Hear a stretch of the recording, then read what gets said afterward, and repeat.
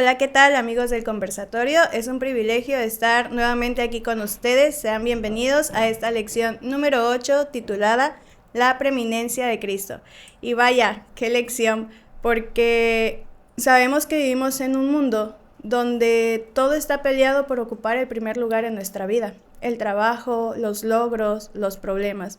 Y aquí la pregunta no es si Cristo es importante para nosotros, la pregunta realmente es si Él ocupa el primer lugar en nuestra vida.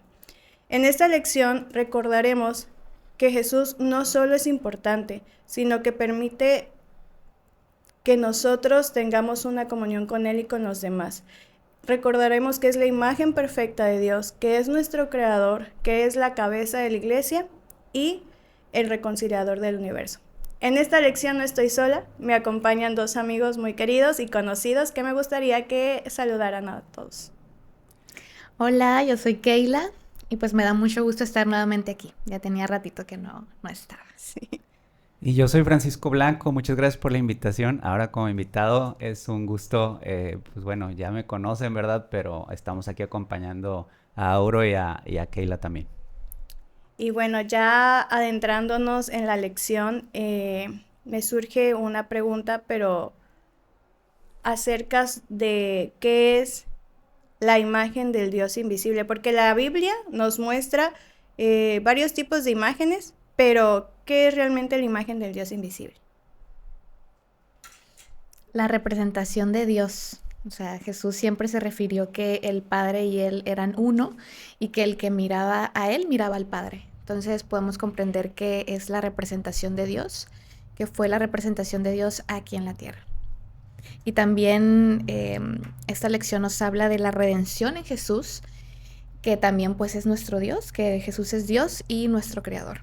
Entonces, el hecho de saber todo lo que ocurrió antes de la creación, todo lo que pasó en el cielo, cada vez que lo estudio me quedo analizando porque realmente Dios nos reveló algunas cosas, ¿no? Dios quiso revelarnos lo que ocurrió con Lucifer, por ejemplo, en el cielo, que era un ángel pues muy honrado. Entonces nos dice la escritora Elena de White, nos dice en sus escritos que Lucifer era un ser pues honrado, que nos habla de su semblante, nos dice que tenía una frente espaciosa porque era muy inteligente. Entonces, ¿qué fue lo que ocurrió? Los que estamos así solemos tener esa cualidad. Yo no soy muy buena. No tengo frente. Esa es buena. Y nos dice que pues que era un ángel pues muy honrado, ¿no? Delante de todos los demás. Pero pues ahí sabemos que surgió el pecado, la envidia, los celos a Dios que tuvo con Jesús. Y me llama mucho la atención que pues obviamente nosotros como seres humanos no sabemos, ¿no? ¿Por qué? O sea, porque a veces yo digo, ¿pero por qué? O sea, ¿por qué surgió eso? ¿Por qué pasó eso? Pero la envidia que Lucifer le tuvo, pues quería ser igual a Dios, quería asumir ese rol, quería ocupar su lugar. Y nos dice que los ángeles trataron de hacerle entender, o sea, entrar en razón de que lo que estaba sintiendo pues no era correcto, ¿no? Y nos dice también que hasta lloraban, o sea, trataban de reconciliar eso que Lucifer sentía.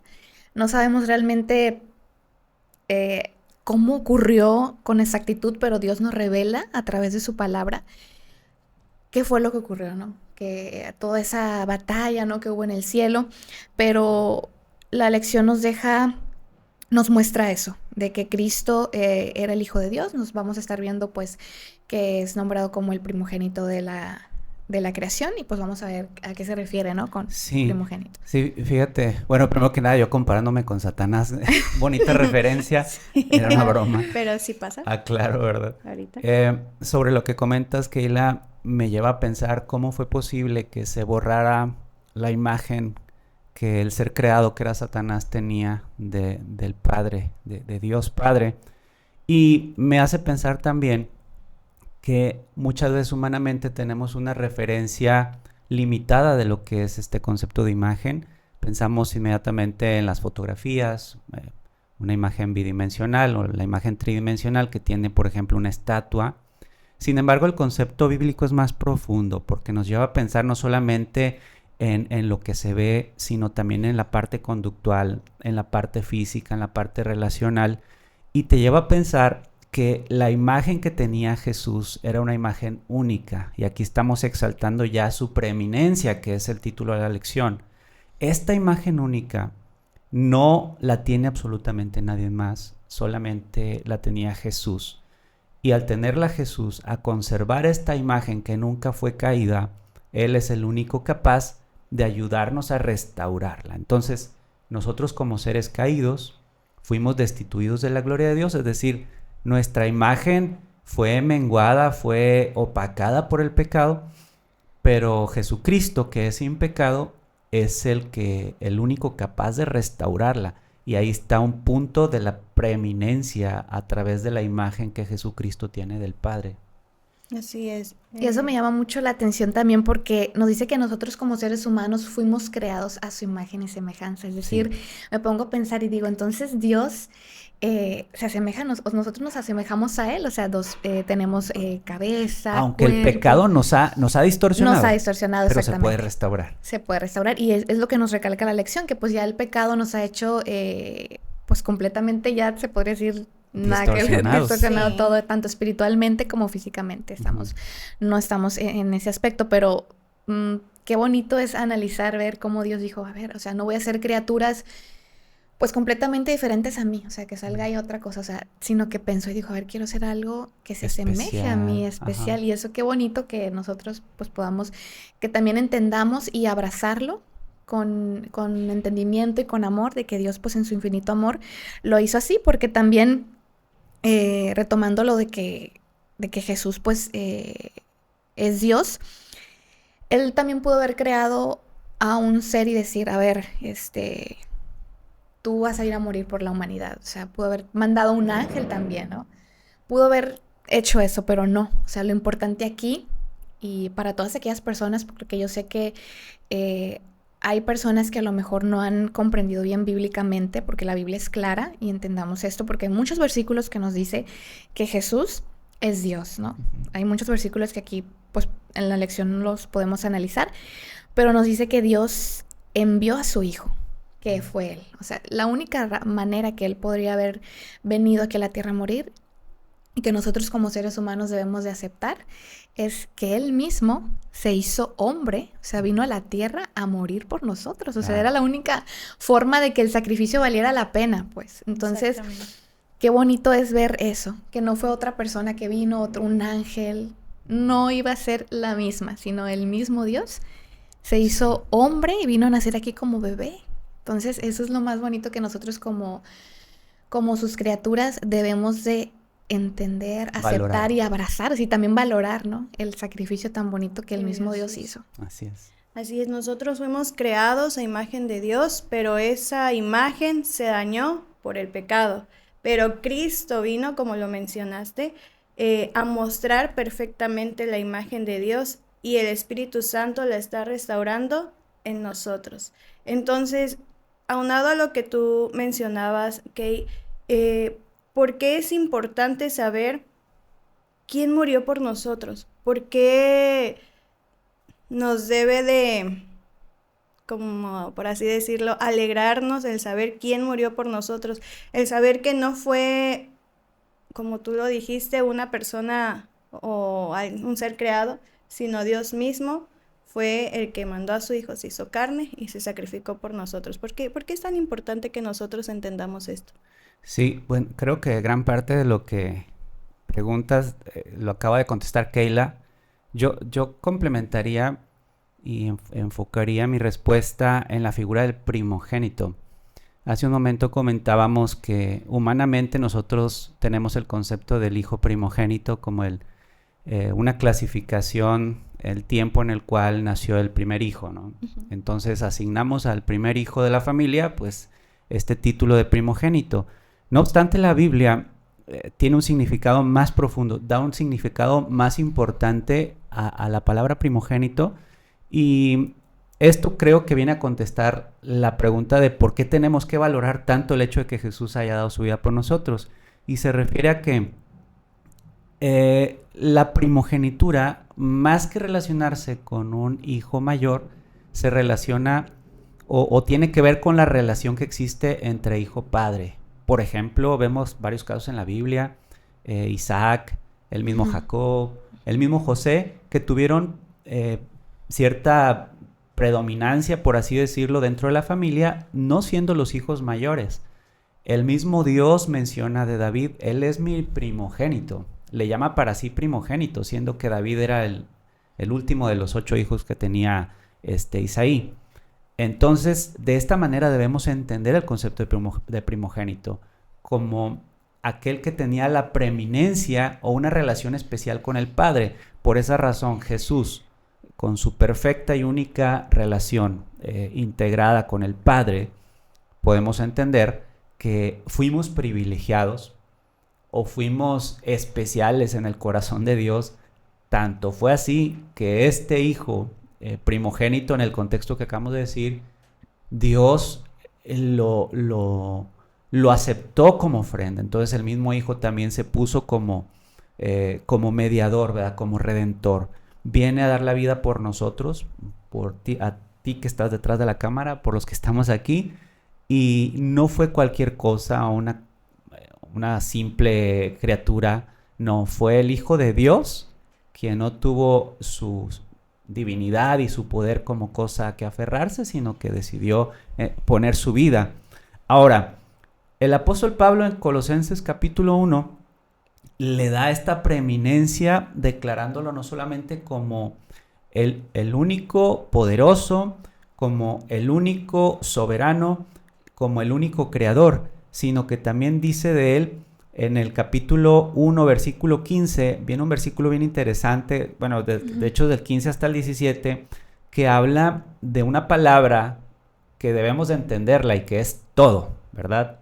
Dice, Él es la imagen del Dios invisible, el primogénito de toda creación, y repite varias veces esto de todo, porque en Él fueron creadas todas las cosas. Dice también, todo fue creado por medio de Él, y Él es antes de todas las cosas, y todas las cosas en Él subsisten.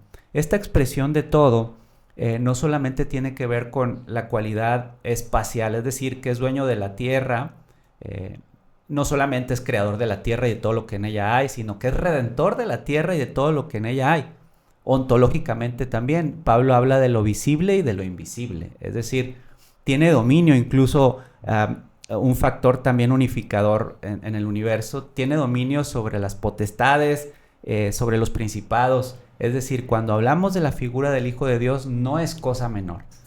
Cuando nosotros entonces decimos que con nuestros propios actos podemos salvarnos, incluso podemos llegar a caer en una blasfemia, porque estamos demeritando todo lo que Dios puso al servicio del mundo y para solucionar el problema del pecado que fue su Hijo, ¿no? Entonces, evidentemente, Pablo aquí no estaba sugiriendo que Jesús fue el primer ser creado, ¿no? Exacto, ahí le diste. Sino que ya existía con Dios, o sea, ellos estaban antes de todo eso. Entonces, eso nos hace ver y entender para todas aquellas personas que a lo mejor tienen dudas que Jesús es Dios y que Él ya estaba en el principio con Dios. Como dice Juan, en el principio era el verbo era con Dios y el verbo era Dios. O sea, ahí se hace referencia que es uno solo, ¿verdad?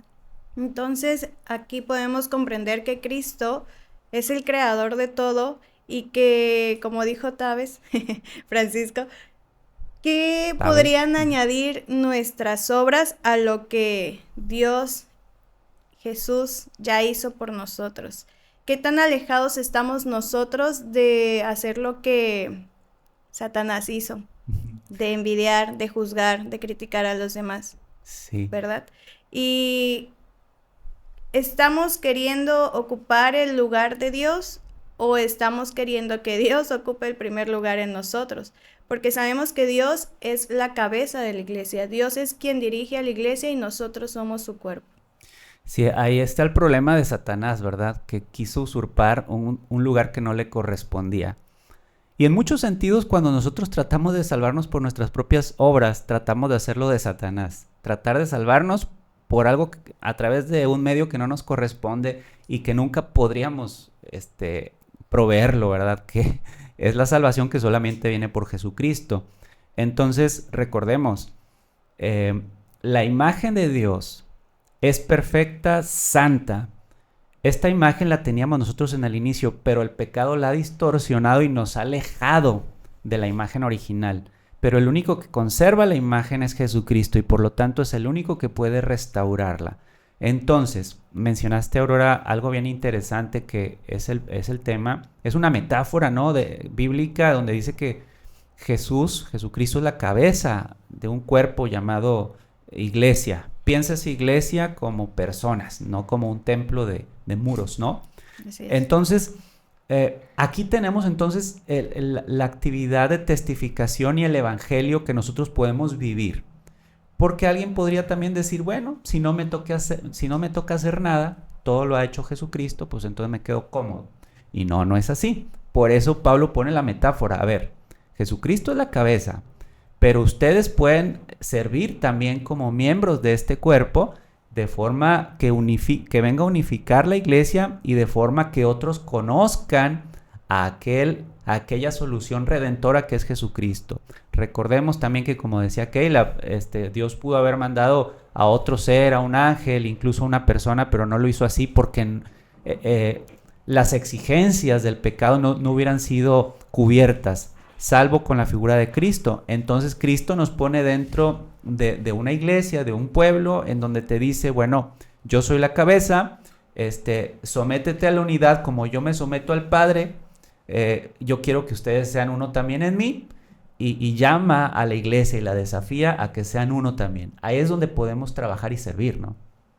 Sí, porque pues nos dice que todas las partes del cuerpo son importantes también, ¿no? O sea, una no es más que otra, pero Jesús es el líder, es la cabeza, y nos menciona aquí pues muchos ejemplos en la Biblia de cómo Moisés, ¿verdad? Escogió varones virtuosos entre todo Israel y los puso por jefes, o sea, por cabezas, ¿verdad? Eso es como que un ejemplo, y la Biblia nos hace muchas referencias de lo que significaba eso, o sea, cabezas, que es pues prácticamente líderes, o sea, de llevar ese liderazgo tal como Jesús lo llevó, porque Jesús, recordemos que aquí cuando estaba en la tierra, él era un gran líder, o sea, se puede decir que el líder más grande que hemos tenido fue Jesús, porque él tenía esa autoridad para hablar.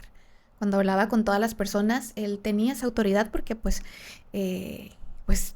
era Dios, ¿no? Entonces, ahí podemos comprender lo que es el liderazgo y lo que es la cabeza. Y recalcar también que el único líder de la iglesia es Dios. No es otro ser humano aquí en la tierra, no es otra persona que se pueda decir yo soy el líder de la iglesia, soy su líder espiritual. El único líder que nosotros debemos de tener y que lleva encaminando a la iglesia es Dios. Es el único líder, no un ser humano. Sí, Dios ha dicho en su palabra, y recibiréis poder, ¿verdad? Pero me seréis testigos. Y también dice, yo les he puesto el ejemplo, ¿verdad? Ejemplo os he dado, de la manera que yo vine para servir, no para...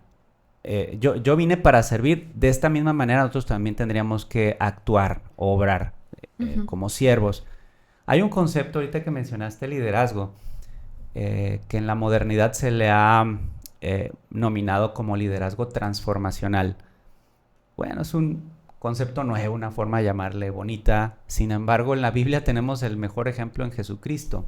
Todas las personas que llegaban al entorno de Jesucristo experimentaban un cambio profundo en sus vidas.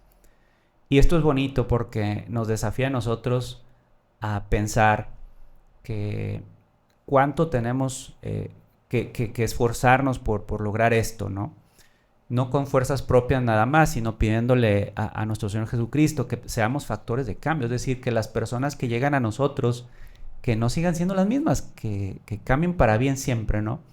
Y este concepto pues está probadísimo, y el mejor ejemplo es el del apóstol Juan, que primero era el hijo del trueno y terminó siendo el discípulo amado. Fíjense qué cambio, ¿no? Es que esto sucede cuando uno llega a Jesucristo, no te puedes ir yendo siendo el mismo, ¿verdad? Así es. Y también como Cristo también nos dice que ha llevado adelante su obra aquí en la tierra mediante embajadores escogidos. O sea, él habla a través, ¿no?, de muchos de esos embajadores, y nosotros también debemos de llevar las buenas nuevas a todas esas personas, hablar de Cristo, de su salvación, del perdón a otras personas. Entonces, también es interesante ver eso, cómo nosotros debemos de decir, a ver, nosotros conocemos de Dios y hay muchas personas que aún no lo conocen. Nosotros debemos de llevar ese mensaje, porque Jesús, así como vino a la tierra y ser ejemplo para todos nosotros, cuando se fue, ¿qué fue lo que les dijo a los discípulos? O sea, ir y predicar a todo el mundo, ¿verdad? Entonces, y también les dijo, así como me voy, volveré otra vez. Así como me viste, así también voy a regresar. Entonces, nosotros debemos de abrazar esa promesa en nuestro corazón y saber que pues está próximo a ocurrir también. Así es, y justo en esta parte de la lección me gustó porque no solo habla de Cristo como la cabeza, sino habla de nosotros como el cuerpo. Y la pregunta de la lección es, si tuvieras que renunciar a una parte de tu cuerpo, ¿cuál elegirías, no? Y me causó risa, ¿verdad? Porque creo que no elegiríamos ninguna. Y luego dice, ¿qué te dice esto acerca de cuán vital es cada persona como miembro de la iglesia? A veces, no sé si les pase, ¿verdad? Que dicen, bueno, es que yo no soy buena cantando, o yo no predico, o yo no hago esto, yo no hago aquello. Esta lección me deja también a mí que todos somos importantes pese a lo que hagamos, ya sea ir a repartir comida, traer despensa a la iglesia para que las hermanas las repartan. Todo lo que nosotros hacemos es en favor de la iglesia y en favor de Dios. Así que esta parte de la lección también quería recalcarla porque todos somos importantes, todos somos un solo cuerpo y si un hermano está mal o si una hermana está mal, también se siente en la iglesia. Y bueno, pasando también, nos menciona la lección que Jesús no solo es el iniciador de la creación y de la iglesia, sino también el de la nueva creación en virtud en su resurrección de entre los muertos. Y nos lleva a Jesús como la cabeza porque Él es su principio.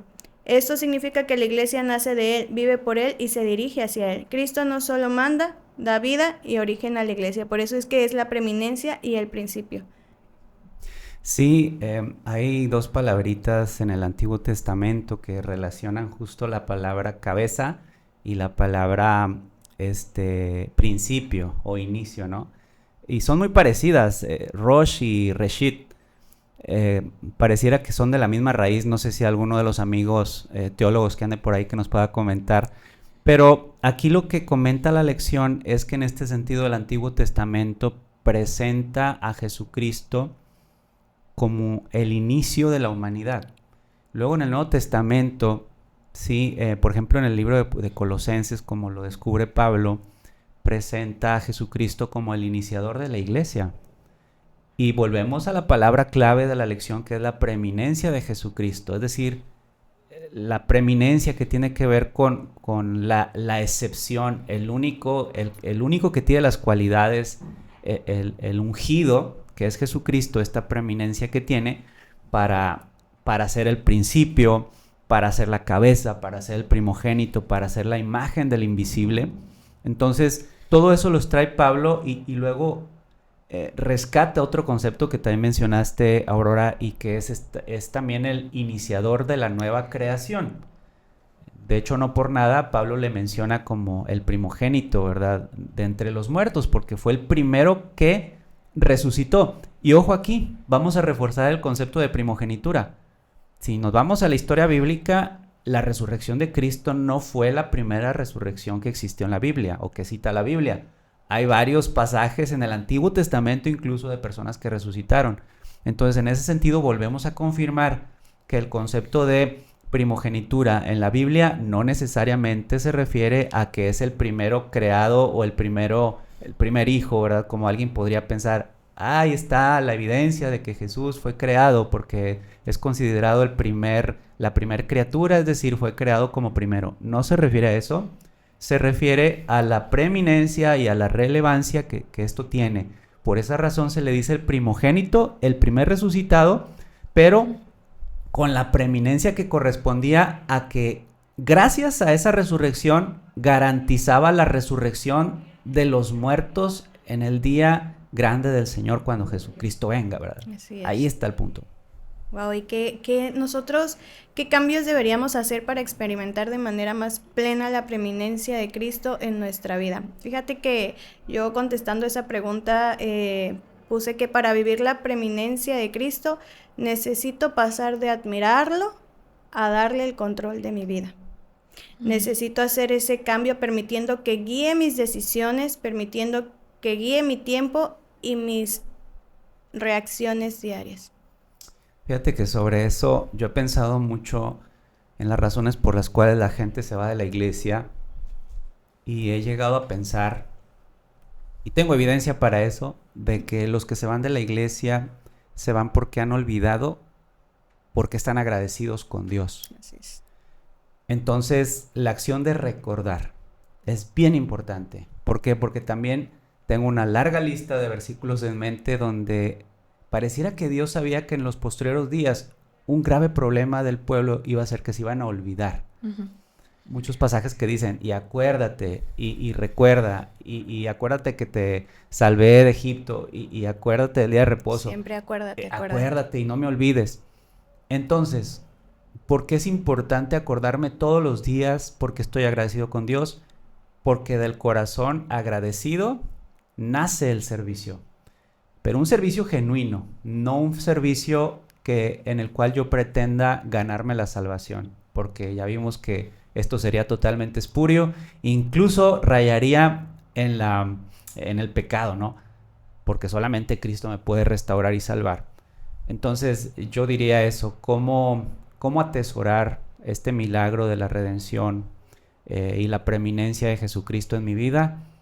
Con la acción de recordar todos los días por qué estoy agradecido con Él, para que mi corazón emane un servicio genuino. Y justamente recordar sí, pero también decirle, a veces no queremos platicar con nadie, ni con Dios, y decirle, Dios, ayúdame a platicarte, decirle, Dios, ayúdame a estudiar, o sea, pedirle, porque dice, pedid y se os dará. Ujú. Y es cierto, a veces no tenemos ganas de estudiar, a veces estamos desanimados, emocionalmente nos sentimos mal, pero cuando vamos a Dios, actúa. Y es algo que ha pasado en mi vida y por eso puedo decirlo, o sea, a veces uno no quiere seguir, pero cuando le dices a Dios, no quiero seguir, ayúdame, Ujú. Él está ahí dispuesto a ayudarte. Sí, Y de eso hecho, es hermoso. En la lección 5 me parece que se explicaba esta expresión de que de Jesucristo viene tanto el querer como el hacer. Así es. Y me llamó mucho la atención porque venía esta palabra como que literalmente Jesucristo te energiza, no sé si decirlo de esa manera,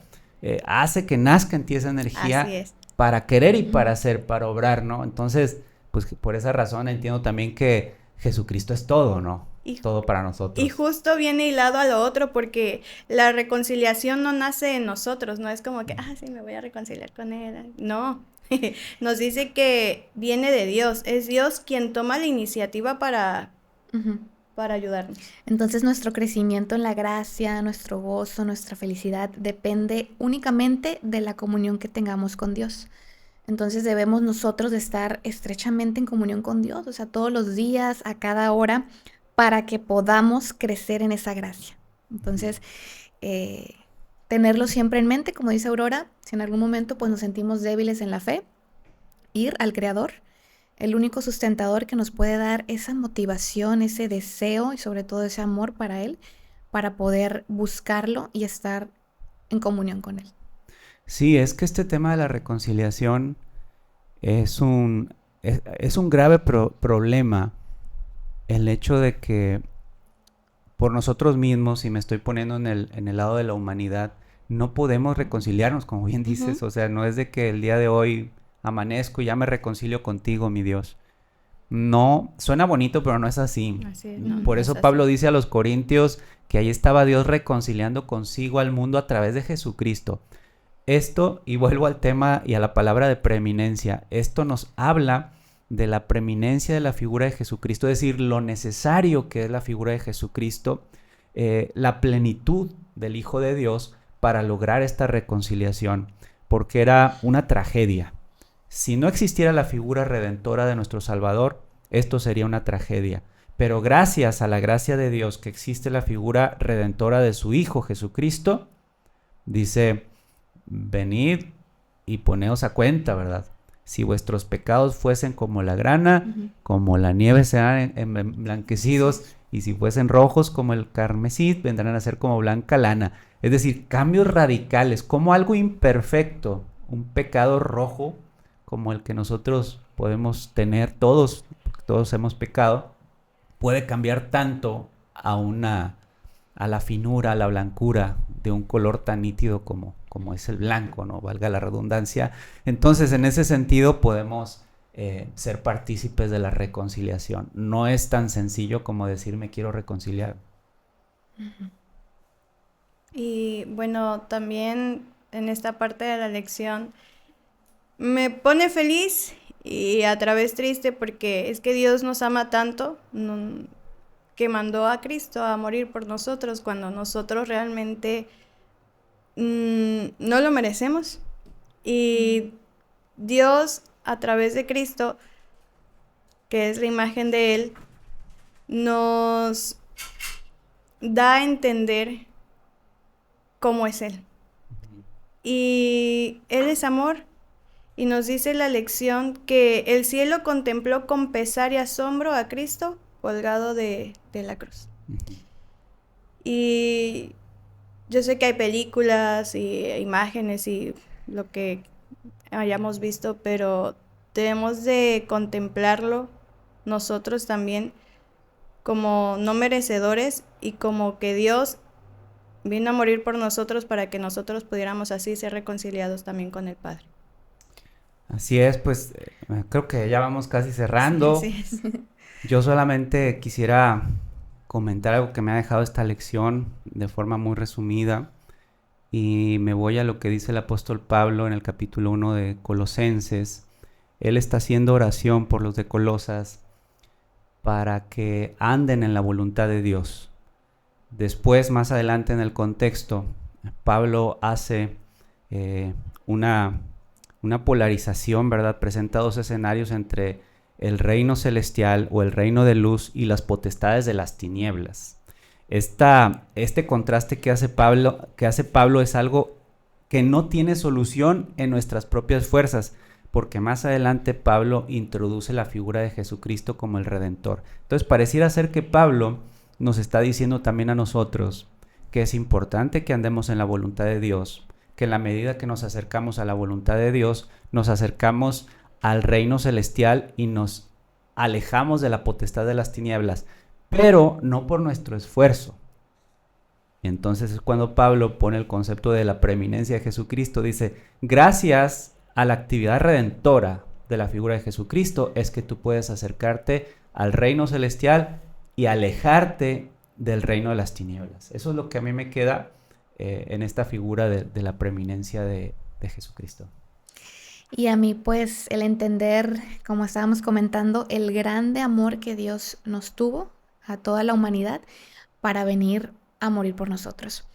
Que podamos nosotros asimilarlo, entenderlo, abrazarlo en nuestro corazón, de que estamos nosotros, Dios vino a salvarnos, pero nosotros debemos también de buscar a Dios, ahora que puede ser hallado, porque Dios quiere esa reconciliación para que nosotros podamos ir a vivir con Él para toda la eternidad. Entonces, como Dios dijo, Él es el principio de todas las cosas, es el alfa y el omega. Entonces, meditemos y entendamos que Dios nos amó tanto que envió a su Hijo para morir por nosotros.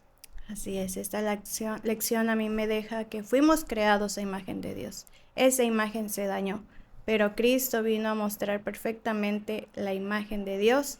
La cruz la restauró y hoy somos llamados a vivir bajo la preeminencia de Cristo en todo. Ojalá, queridos amigos, que Dios no solo sea importante para nosotros, sino que Dios ocupe el primer lugar en nuestra vida. Dios les bendiga.